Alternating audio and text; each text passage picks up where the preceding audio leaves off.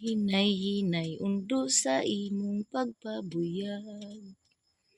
Kay ang mga babayi karon lahi na sa una. Sa unang panahon mosugot og asawon, pero karong panahon na di na mosugot pangasawon. Busa ikaw undo ayaw kaayo pagpabuyag.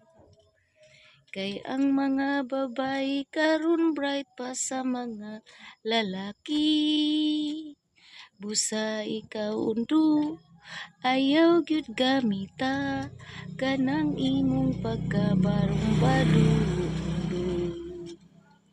Kay ang mga babayi karon kamao na mangita.